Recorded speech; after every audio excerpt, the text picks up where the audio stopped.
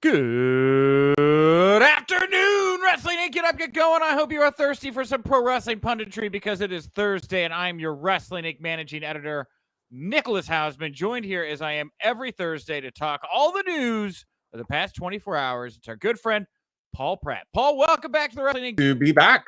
I'm excited to be here. Let's talk some pro wrestling punditry. Yeah, buddy. How did you enjoy Michael last week, by the way? I wasn't here. How was it working with Weissman? He was delightful. Okay. If there was tea to spill, you can do it. Oh, yeah, absolutely. He attacked me immediately. He's a jerk. He attacked me immediately. All the listeners will tell you. I mean, he turned it around by the end. We had a rapport, but he attacked me immediately, saying that he expected me to be the worst co-host. Yeah, well, there you go. And see, he's a jerk. He's a real jerk.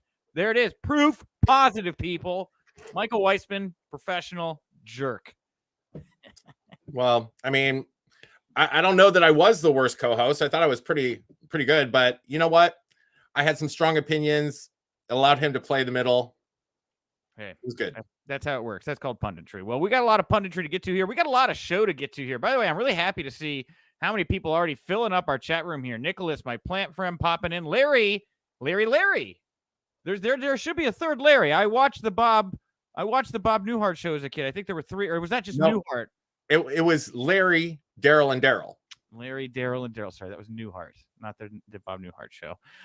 We got MCasp here. We got CC here. Manjinder is here. What's up, Nikki? Legit Heat Wrestling Show. He definitely attacked Paul. Thank it was you. Vicious. I almost called you, Nick. Michael Weissman, professional jerk. Guaranteed. There it is. You all tweet him. I said that. Please hit up Michael Weissman, professional jerk. You know, the part that is so unbelievable about this is that I'm like the heel on the podcast. Yeah. And he attacked me even before I had the opportunity. Wow. So it was like Mid-South booking where the person who looks like and acts like a babyface attacks the heel and forces the heel's hand. You can't go full Cody Rhodes these days. We found that out. You go full Cody, they'll reject. You gotta add a couple ice cubes. Yeah, tweener. Yeah, something like that.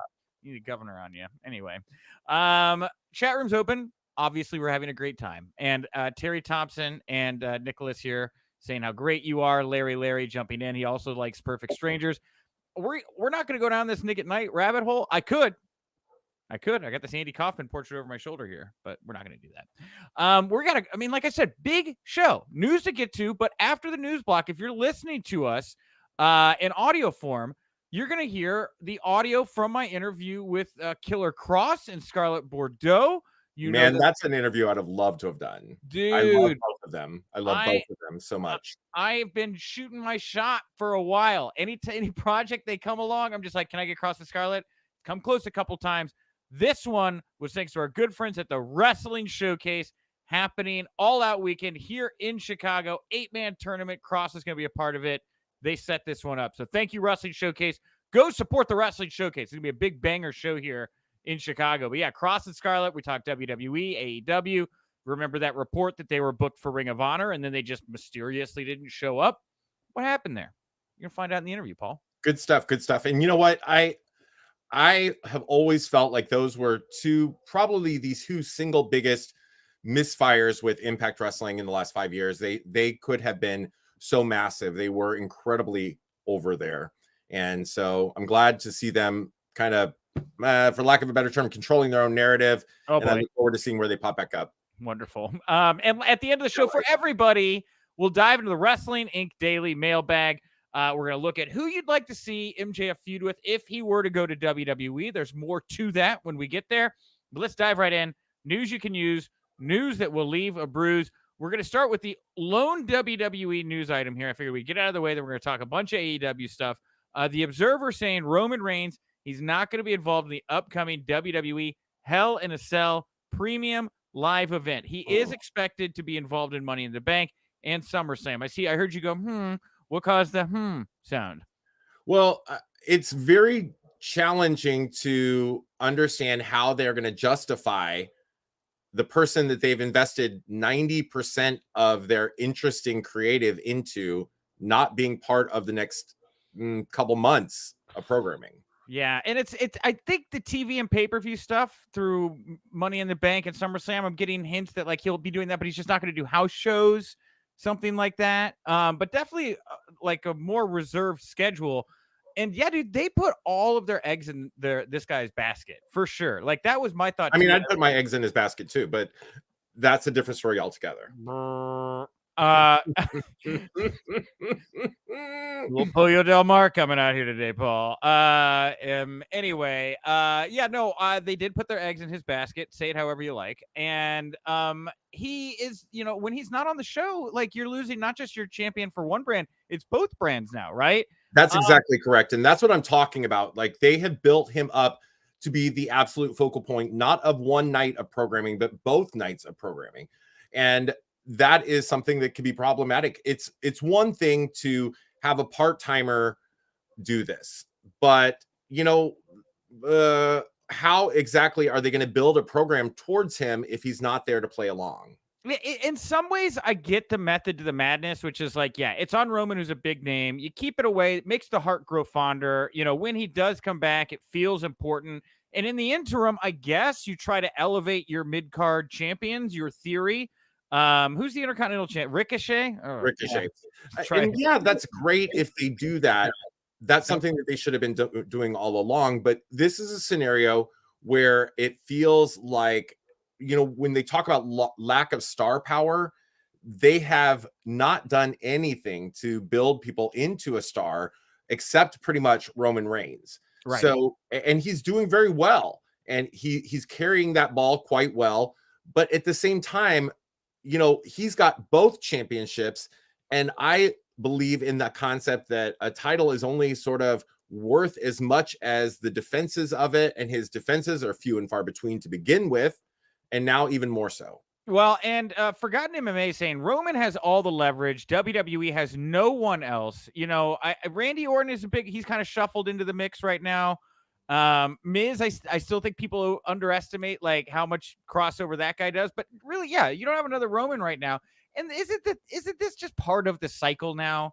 Like when somebody gets to a certain level of prestige, like they get enough exposure, you're just inherently going to get those calls. And like, I don't know that there's enough money in the world, or maybe there is, that WWE could give people to stick around because, it's not just money. It's like the chance to do something else. You get in that grind, he wants a little time away to just break his mind off. I don't blame the guy, And nobody should blame him. Like nobody should blame Roman Reigns in this situation. Pro wrestling is a business. And when he has got the upper hand as he does, then that's when the business kicks in. Like, you know what? You've done all this. I'm able to carry you the way you need me to. And I have some demands. I have some things I want. So that is the business element of this. That's partially why WWE has failed on their business end, because they have not invested in anybody else.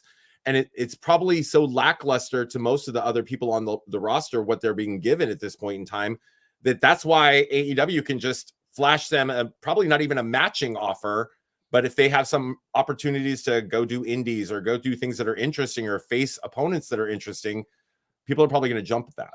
Yeah. Well, there you go. Roman Reigns, again, we'll see what happens here with kind of him not immediately in the picture here. Will people rise up? I mean, Cody has certainly felt big on WWE TV recently. Yes, he has. I think the stuff with Edge is finally clicking. That feels big to me. I don't know about like, is it the kind of thing that'll get out beyond pro wrestling, the bubble? I don't know, but it fills the bubble quite nicely, It does. And I think that as they continue to add people to that Judgment Day faction, I think it's going to get even bigger. I think that it's going to do really well to elevate people like Damian Priest. And I think that it gives Rhea Ripley a place finally that fits well for her when they were kind of fumbling with her and trying to figure out where she goes. Yeah. And Samantha here saying, look at Brock, when he was champ, he wasn't on TV all the time. And like, I see a lot of people here pointing to Brock. It'll be fine. Everybody's overreacting. I totally get it. Like nothing. Look, the apple cart's not going to catch fire here. Right. But it does change the way you have to do your business a little bit. It is interesting and odd and not normal, especially with a brand split, to have both your major titles off TV, right? That just doesn't happen a whole lot of the time, you know? It doesn't. And as much as we point to Brock as an example of this in the past, I would point to the audience response to that. They turned on Brock. That's true. They did not care for that because, we might love pro wrestling and understand on a lot of levels, but one of the things that's inherent is that we want to see the champions on television. The championships should be defended on a regular basis. I mean, there was a time in professional wrestling where the motto was you must defend the belt every 30 days at a minimum. Now it's like you must defend the belt once every 6 months. This is not UFC.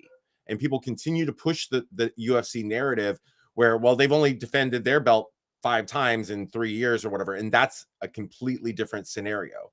This is professional wrestling. And and look, we all, a year ago when Roman, a year plus ago, almost 2 years ago. No, not quite 2, but year plus ago, when Roman kind of set out on this path. Actually, I guess it is close to 2 years he's had this damn title. It's over 18 months, I believe. Jesus. It was like, man, how do they string this thing out to the WrestleMania Hollywood to do the Rock match? Can you really keep the title on that guy that long?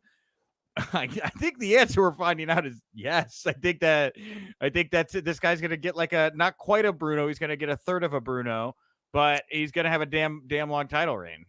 At the same time, one of the things I thought that I saw on social media recently that was incredibly true is that confrontation does not need a title involved, because I don't think that any of us believe that The Rock is going to sign a long enough agreement with WWE that it would merit him becoming the world champion.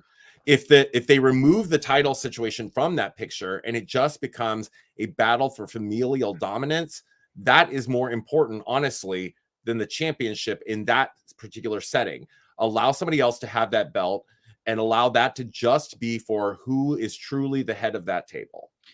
Yeah, I thought there was going to be some shenanigans at the last pay-per-view in that 6-man where Drew pins an Uso or something and takes the title, but they didn't do that, and probably better off for it. All right, well, let's ditch the WWE talk here. We got a lot of AEW stuff to get to here. I'm going to start with some business stuff before we look at Dynamite last night, some other news, but Deadline reports that TBS, TNT, and True TV general manager Brett White has exited the company. White was an outspoken advocate of AEW, and when speaking with Deadline late last year, called AEW an overperformer for the network ahead of their move to TBS this past January. In addition to the many programs on TBS, TNT, and True TV that he oversaw, Rhodes to the Top was one of them prior to Cody Rhodes' departure from AEW. At the same token, because I know this sounds like maybe not good for AEW because he is such a big advocate, I believe Variety had an article that went out just not long ago noting that AEW would be very prominent in the upcoming Warner Discovery Brothers upfronts, whatever that union is called now. So I think they're safe. I actually think AEW is in a pretty good spot right now. I think that AEW is in no danger whatsoever. Yeah. Despite the fact that their ratings are not always stellar or blockbuster, it's something exclusive to them, and exclusive programming is very important. You can, for channels like these, they don't want to be known for reruns of Law and Order. No matter whether or not that carries, that kind of programming carries very good numbers. They don't want to be known as a rerun channel. They want to be known as first run programming. And that's where AEW comes in. Yeah, I agree. They're creating, and it's the thing is like, it's on Tony Khan, he's getting some money from Warner, and I'm sure they're seeing that money back. I would hope in advertising. Right. But everybody seems to be doing all right with what's going on. We don't see the back end numbers. Maybe Tony's blown his budget out here in the past 2 years and hopes to make it back in the next 5. I don't know. But it seems like a good investment right now. That's not going to cost Warner Media a ton of money. You know what I mean? This is something that I think that they're definitely getting their investments worth. Yeah. Well, Esteban here saying it's the Discovery Brothers, and Discovery Brothers sounds like an Adult Swim show. Agreed. Great one. Really good. I want Luke and Owen Wilson to be the leads in the Discovery Brothers. I think that'd be fun. It's like an animated series. It's good. It's a good idea. All right. Dynamite last night. There were a lot of things that happened. We're going to get to some MJF stuff here, but I want to talk about Danhausen. Danhausen made his in-ring debut last night. Gets whooped by Tony Nese after a brief distraction from Smart Mark Sterling. And then Hook comes out, runs him off, and it looks like Hook and Danhausen are on the same page now. It looks like maybe they're friends. Paul, how did you feel about the big debut of Danhausen on Dynamite last night? Man, I felt like I felt it was a wasted opportunity.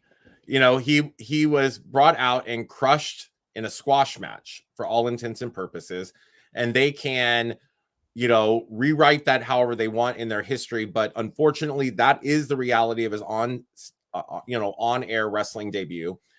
This to me was a situation where I think that what they're optimistic about is that fans will focus more on this Hookhausen union and the upcoming match than they will on the match that just happened where Danhausen was made to look like a fool.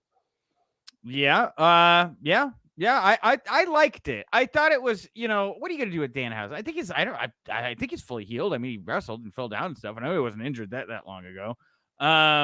But yeah, I mean, I thought it was good. You give him something different. It was a surprise, right? You can always blame the loss on Mark Sterling.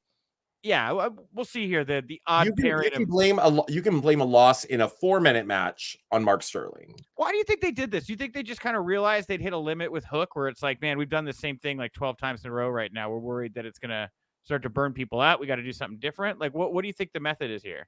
You know, I co-host Pope's Point of View with the Pope Elijah Burke, and he strongly feels that as over as Hook has gotten, he is not advanced enough as a performer to be able to carry a long match. So partnering him up in a tag team is going to allow him to get those reps in and continue to be over. And I tend to agree with that. I think that the guy is very solid, that the fans obviously respond very well to Hook. Shout out to the camera guy who showed the Hook t-shirt for like about 15 seconds. It felt like on the pay-per-view this past weekend, the WWE pay-per-view. But I also feel like he's not an incredibly large performer, so you cannot give him the same kind of push that you would give a Wardlow, because it's not believable necessarily to have him crushing guys who are 3 times his size when he's probably $150. So this is a great opportunity for them to give him some in-ring reps, to continue pushing him forward in an obviously very popular duo. This is going to be extremely popular with fans. And then it's buying them some time with him before they want to kick him into high gear. All right. Well, hey, real quick, I see a lot of people are talking about something that may or may not be happening with Kofi Kingston right now. I'm not really sure what it is. I'm trying to sort right here to see if there's some big breaking news that I'm missing right now. But if there's something that I'm not catching that you guys are talking about with Kofi Kingston, please link me in the chat room right now. Yeah, for sure. If there's something going on. And I also saw somebody mention Joe Gacy released by WWE. I don't know when that apparently happened, but let's not read what's being said here. I don't want to give any misinformation we don't know that that's fact, but Sylvia, we don't know that that's fact. We don't know that that's fact. I just see things are being said. I checked the WWE. Oh, is this? Let's see. Maybe it's. I bet Fightful maybe broken it, or Sean directly. Hey, let's all go down this rabbit hole. If there's news here to find, we're gonna find it right now. A second. We're not saying that anybody is trolling us. Just for the record, this is just one of those things that we don't want to disseminate information that we don't have any information about. It's hard to have an opinion on something that we're entirely uneducated on. Yeah, I want to see real fast. I'm not seeing anything here. I'm not seeing anything here. All right. Well, if there's something that I'm missing, and it's been a very busy day for me, please let me know. All right. I see people are saying, yeah, there's a lot. Okay, we're not. All right, now we're not going to go down that rabbit hole. Now, but we're just throwing out names. All right, we're going to move on. Back to Dynamite. Jeff Hardy defeated Darby Allin, main event, advancing in the Owen Hart Cup tournament. Of course, Jeff actually worked with Owen, so nice of him. The only thing about it was a crazy match. Like, Jeff's going to die. But like, I didn't really like I didn't like how he sold the coffin drop right into the pin and got right back up afterwards. Like, everybody's really kind of tried to protect that move. It was just a little thing, but that bugged me at the end. And what did you think of the main event? I actually liked the main event. I'm not a big, we all know that I'm not a big fan of Darby Allin, but I thought that this match was good. It was obvious that this is what they were setting up for all along, this kind of one-on-one confrontation. I was more surprised that Hardy picked up the win over Darby. This could definitely lead into something nice in the future, but it's going to certainly not do that immediately, because it's clear where they're going with the Hardys as of Jeff Hardy going face-to-face with Adam Cole next week. But nevertheless, I thought this was actually a highly enjoyable match. Yeah, I agree. The funny part was to me that I tuned in. I only had like 7 minutes left before the top of the hour, and I jumped over just to watch this to see where we were at in AEW. This match was on, and what I failed to realize is I'd seen basically the entire match. So they gave this match like 7 minutes or so. I thought that this had to be a dream match for Darby, right? Like Darby's clearly emulating a lot of Jeff Hardy performances. But man, it's hard to watch Jeff do some of this stuff when it's clear that the guy can scarcely move sometimes. So watching him do some of these things like that move that he did, I think it was maybe it was a swanton onto the steel steps or whatever, where he missed. And then I was like, there's a square edge to that. And he could have like gashed his back or broke his back. It makes no sense to me why a guy his age, in the obvious state of physical decline that he's in, would continue to do these things when he could paralyze himself. Agreed. Yeah. But I mean, that's Jeff, right? Jeff's just kind of Jeff. And it's just, I guess that's what it is. Like, that's great. I like his wife better be ready to like push him in a wheelchair in like 3 years. And that's the thing is when you're in WWE, they'd probably be like, no, but like if you want less no's and more freedom to do insane things, I guess, AEW, Tony Khan will just say, hey, grown ass man making your own choices. I guess they're not publicly traded. I will say this too.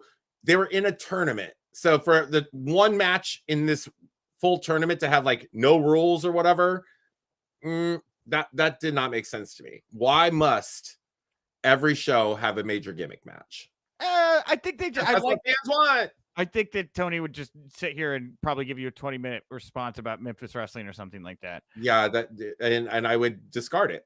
Okay. I would discard it. It's a tournament, which means that every match needs to have the same rules. I didn't personally have an issue with the no DQ stipulation. If they wanted to do it no DQ style and get weird and crazy, that's the way they want to do it. They agree to the rules. That's fine. I don't care. Doesn't bug me. Lastly, here from Dynamite. Actually, I guess we kind of got two things coming out of Dynamite before we get to the Cross and Scarlet interview. We have the stipulations now for MJF versus Wardlow at Double or Nothing. Now, in order to get to the match, MJF says he's going to take off his belt and deliver 10 lashes to Wardlow, and if he survives, Wardlow will then compete against Shawn Spears in a cage match, style of match Wardlow has never won. And to make things more difficult, MJF will be the special guest referee in the cage match. And if he makes his way all the way through, then he gets to take on MJF at Double or Nothing. And if he does not, if he does win, he's released from the contract with MJF. If he doesn't win, he can never sign an AEW contract. This all feels very familiar, doesn't it? Yes. Boringly repetitious. Right? Very much lacking creativity. I mean, we've seen this before, literally about a year ago. And I firmly believe that a huge part of this is they want to recreate all of these like memorable moments with somebody who's under a long-term contract to them, that being Wardlow.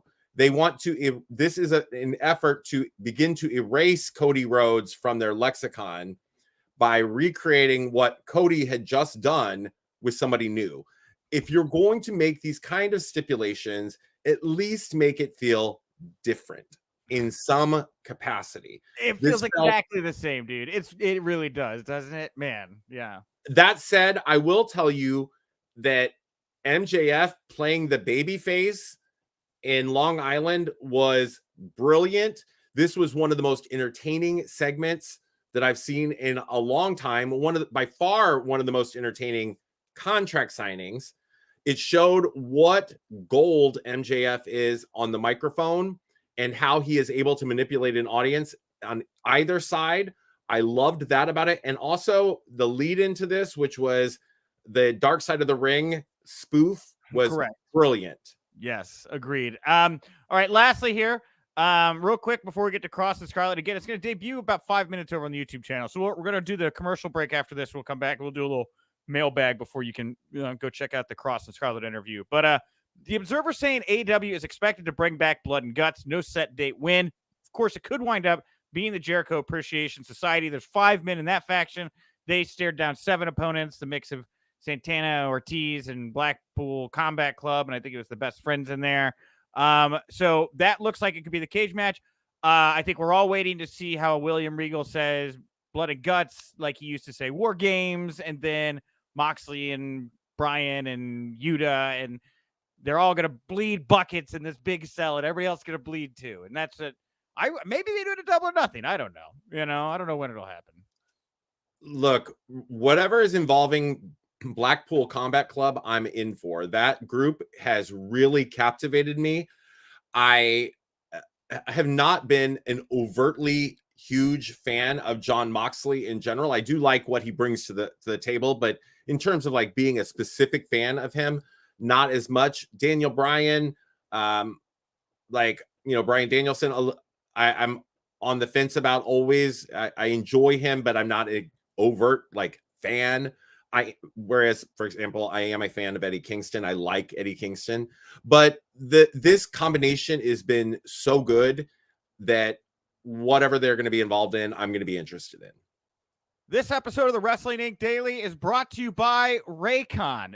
Moms out there, they're one of the few people that actually call you on the phone and they leave you voicemails anymore. They're like, hey, how's your pro wrestling journalism career going? And I'm like, every day is weird. I cover pro wrestling journalism. So, why not this Mother's Day? Why don't you spoil your mom with the gift of quality premium wireless audio, courtesy of our good friends over at Raycon. So Raycon are these wireless earbuds that I've got in my ear right now. They are must-have for super moms, all of those masters of multitasking who need to keep their hands free.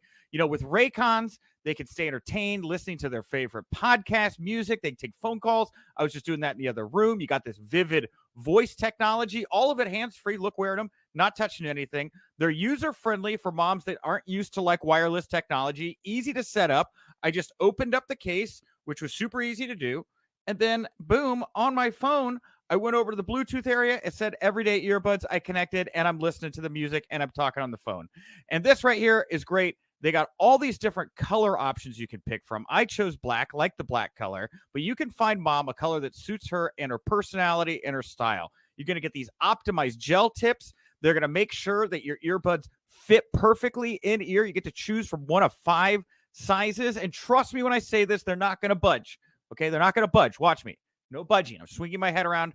They're staying perfectly in my ear. So for the mom on the go, Raycons offer 8 hours of playtime, a 32-hour battery life with their compact portable charging case just right here. They're priced just for you. You get the great quality audio. You get half the price of other premium audio brands. And Raycon's everyday earbuds right here, they have over 49,000 5-star reviews. So tell your mom how much you love her. Make sure she hears it in crystal clear audio by going to buyraycon.com/wrestling inc to get 15% off your Mother's Day order. Again, that's buyraycon.com/wrestling inc. And we want to thank Raycon for sponsoring the Wrestling Inc. Daily. And we're back. Woo! Hi. Hey, everybody in video world. I'm going to do what I rarely do. I'm going to bring Willow in. This is my beautiful, perfect beagle. This is my beautiful, perfect beagle, Willow. She never gets to come on screen. She's obviously having a blast. We're going to let Willow go. Oh, yeah. Willow's really into it. This is Drewy. He's my baby face. Jasper is the heel, and he's somewhere else. Okay, go. Well, Jasper's cool with being on your lap. Willow has run out of the room right now. Well, this is Drew. Jasper's at my feet. Oh, sorry, Drew. Sorry. Well, yeah, we have dogs here on the show. Who let the dogs out? The Wrestling Inc. Daily.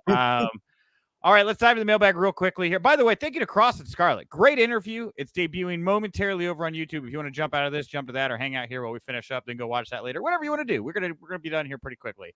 But the mailbag segment today, based on the Fightful report that MJF reportedly remains frustrated with AEW's contract situation and is leaning towards not re-signing with the company. Do you believe this report, Paul, first of all?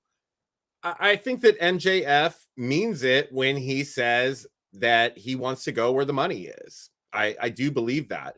And I think, honestly, that as nice as his spot is in AEW, I believe that MJF thinks that he would be a top star in WWE. Of course he would. What was that? Of course he would. Yes. Of course he would. And I also firmly believe that MJF is of a generation that grew up wanting to be in WWE.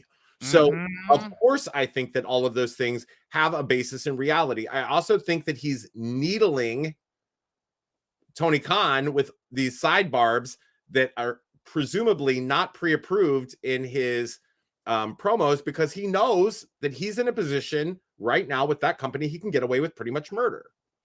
Yeah, Jimmy Stolorachnik here. Follow the money, right? I think that's what MJF's doing right now. I believe it too. On the other side, he'd make a lot more money with WWE. But that brings us to the question: if he were to go to WWE, who there would you like to see him feud with? We got about 250, almost 300 votes here over on the Twitter poll.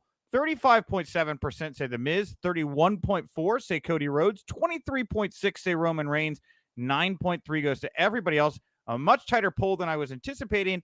And The Miz wins out here barely. What do you think about this? I think that the setup for that is already in place. Like, that would be an entry-level feud. That is many people's entry-level feud in WWE, The Miz. And I think that fans probably are really excited about the prospect of a one-on-one on-mic confrontation between these two, particularly because CM Punk made that something very interesting by calling him a less famous Miz. So I think that the seed is already planted. Long term, I think that he's going to go, the sky is the limit for him no matter where he goes. If he stays with the AEW, he is obviously a tried and true future AEW world champion. And I think that the flip side, if he went to WWE, I would believe he would probably see the same thing there. Dude, I think you got to take, I mean, like, it's not going to be like this forever, right? And only so many people are going to get to run through the door first and grab a huge bag of cash. And I think he could do it now, and you're not going to get that chance again. I don't know. Maybe you would, but these chances come along very, very rarely. And I think the Miz thing is great. I would hold off on the Miz thing just because I think you can kind of get to it whenever. I mean, the comparison is pretty obvious. I'd love to see him hop the guardrail, attack Cody, and just pretend like this thing is spilling over from AEW, right? Like, they have done such a great job of presenting Cody how he was in AEW. To see somebody from this like alternate universe pop up from Cody's past, you know, I think there's something fun. I would love to see them quickly get to MJF Cody, and then I'm sure they do good business, and then you can get to Miz or Reigns or whoever. But I would want to see MJF Cody first, me personally. I think that if it's done the way you present, as if this invading feud has just carried over, if WWE is willing to acknowledge the kind of past that these two have, I think that that's big money. WWE's willingness to acknowledge anything outside of their universe has been very minimal. So, but this is a scenario that I think big money could be made by everyone. And for MJF to be in the position he's in, where people actually are looking to recruit him from this, he's like clearly the most sought after personality. I believe that entirely. Well, we'll leave it there. I'm going to be back tomorrow to close out this very busy week with TK Trinidad. Of course, tomorrow on the show, we got more interview content. I'm going to be talking to WWE Hall of Famer Brutus the Barber Beefcake. He is the new commissioner for Boca Raton Championship Wrestling. Doesn't that sound fun, Paul? Wow. Boca Raton Championship Wrestling. Yeah. Yep. BRCW? I think that's right. Yep. Exactly. You're going to have Josh Woods down there. Gangrel's going to be down there. Beautiful Florida weather. Anyway, you hear all about there. I'm sure that Brutus lives there. Yeah, this seems more like a booking of convenience. Seems like he likes the promoters and it's pretty close to his house, and he's just in a good mood, ready to get back in the ring and do some things. So we'll talk about that, do some road stories with Brutus tomorrow, get some updates on a couple of his friends.